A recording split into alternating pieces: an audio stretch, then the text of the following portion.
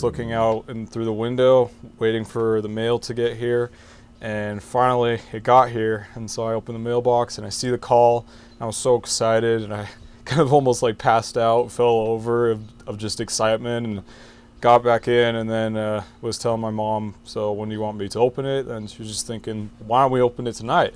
So then we decided to open it up that evening, and I had a bunch of people, friends, family members, even distant family members, and like old leaders and scout leaders and whatnot. It was a huge crowd. And when I was opening the letter, it was a little harder than I thought, because I was opening up with a pocket knife that was in the shape of a battering, but it just wasn't opening up. And so I just kept on trying, and everyone was just like, come on, we want you to find out where you're going. And so then I just rip it open, and I pull it out, and I'm just like, oh my goodness, this is amazing. I finally got a call. I'm looking, and it says Salem, Oregon, and I'm so excited. And I was wondering why I was excited, and then I realized afterwards that was the mission that my aunt and uncle had just got back from. And so now I'd be able to go to the same area that they were in. So maybe there's those investigators who are just ready to take those next steps, and I can be there to teach them. And that's really awesome.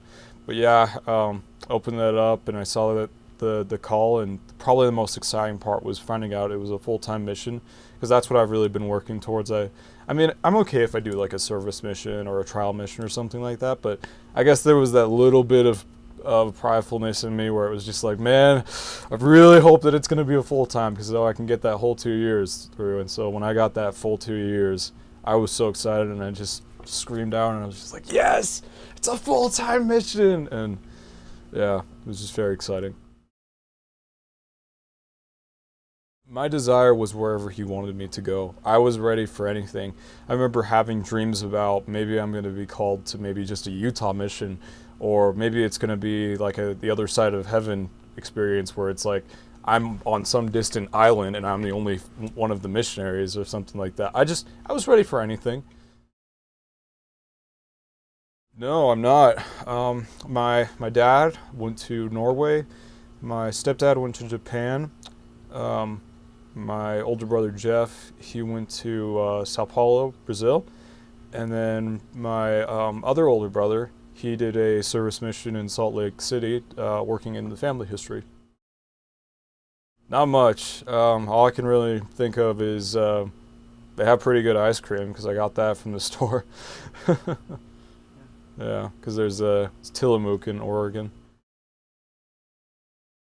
Maybe there's someone there who God wants me to meet, that my unique personality is exactly what they need to hear the gospel through. Because I've learned that as I've been studying the gospel, it takes time for me to really learn the lessons to that full degree. It seems like my parents can repeat the same topics and the same principles over and over again, but until that one person, maybe it's an institute teacher, maybe it's a friend, maybe it's a teacher, maybe it's even another of my parents or my brother or something, it's got to be someone who tells me that gospel principle, explains that again, and then that's when it clicks. And I feel like maybe that's the case with this mission, that I'm the person who Heavenly Father knows is going to be able to teach the lesson in such a way that it will be able to touch that person's heart.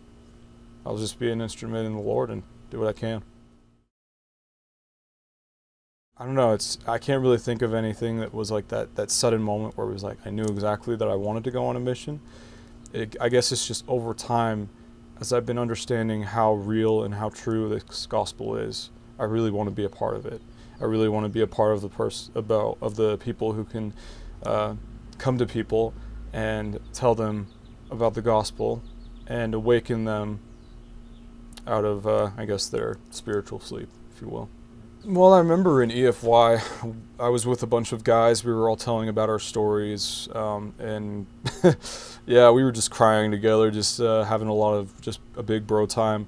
And I remember that we then committed ourselves. We even wrote in a letter and then sent that letter to ourselves so that it would come around Christmas time.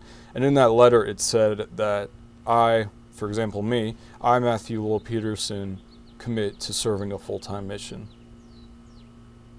And that was just one of the really big things.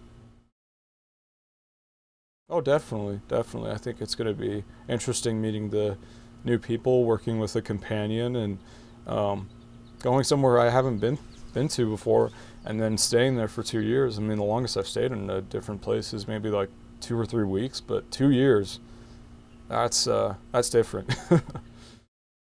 No, I don't think I'll have all of it saved for. I'll probably have maybe like I don't know, maybe like a fourth of my mission saved for, which is still a substantial amount. At first it was that I just wanted to serve a mission because I felt like, well, since Jesus Christ has helped me get through a bad time in my life, that should be the way I repay him. But as I've been able to have missionary moments where I've been able to talk to friends, talk with different people, go with the missionaries, I've been learning more about serving and teaching the gospel. And it's really come down to that point where I've realized that this is what I want to do. I want to be able to preach the gospel.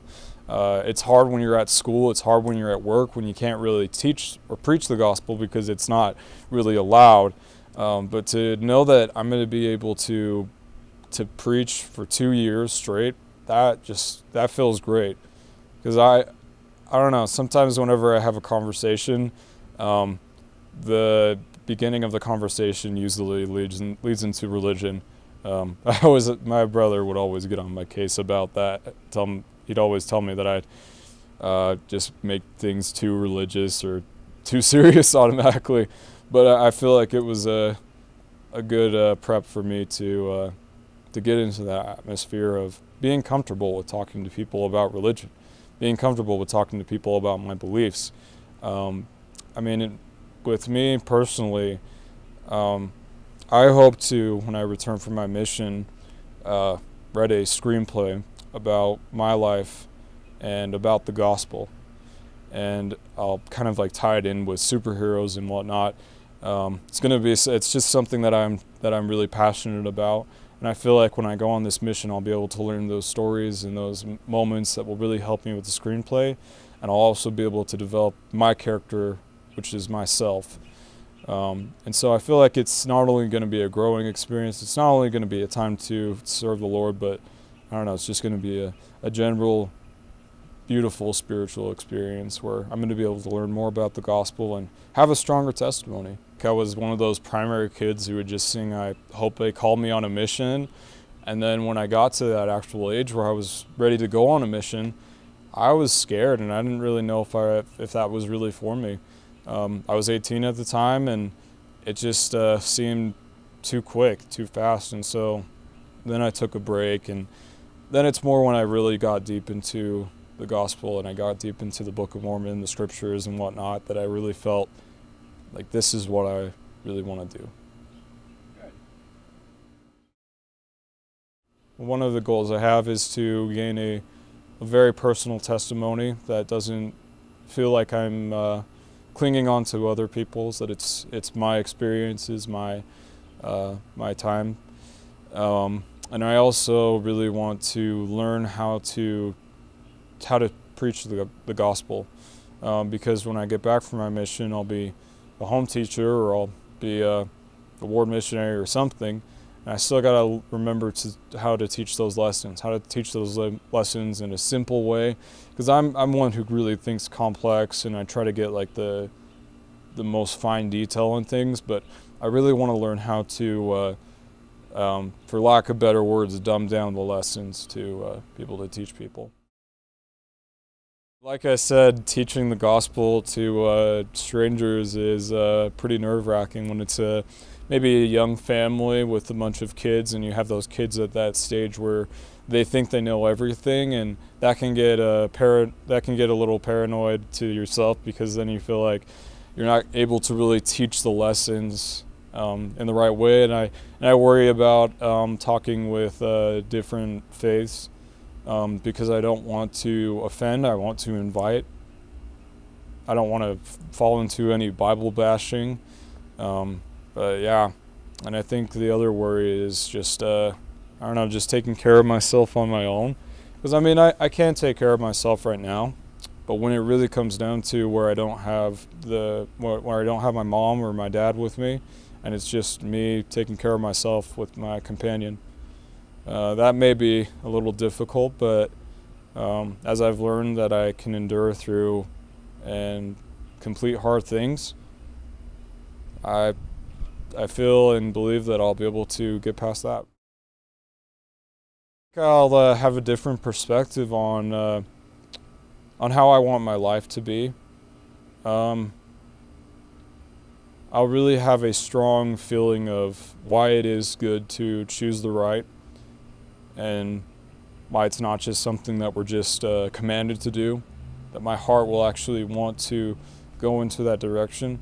Not to say that I'm a bad person right now, but there are parts of me where I just feel that I wish I could be that standard for others. I wish I could be that example. That person who walks out of a movie theater or turns off a bad song, or even tells or even stands up to their family and says that something that they're doing isn't right. I really want to learn to be that example, because my mom, when I was little, she always called me Nephi, and I always hated that because Nephi was just a perfect person, and I never felt like I could relate to him. But now, in this new life, it feels like I do want to follow that example, because I realize that he's human just like me. None of those people in the Book of Mormon or scriptures were perfect. They all had their faults, and so I'm just going to do what I can, and hopefully that's what I turn out to be. Hopefully I become a better example and a standard for others. And I hope that my example will reflect on the others that I've taught, that I've helped through problems or helped through difficulties, that they'll see me as that example. I hope to, as myself hard working, is I hope to help others, to serve others, to look outside of myself, and to, instead of thinking of how does this benefit me, but to think that how can I benefit others, how can I help others. I really want to do that. That's not something that I'm just wanting to do because I want to look good. It's something that I actually want to do, because I've learned that I can't just please myself my whole life. I can't just look in the mirror the whole time. I have to look outside of a window, see other people's point of view. I feel like this is, this is just the right time. I'm prepared. I feel ready. I feel like this is what the Lord wants me to do. I've got a challenge, and I'm going to learn a lot of lessons. So I feel like wherever He wants me to be, and that must be where I need to be.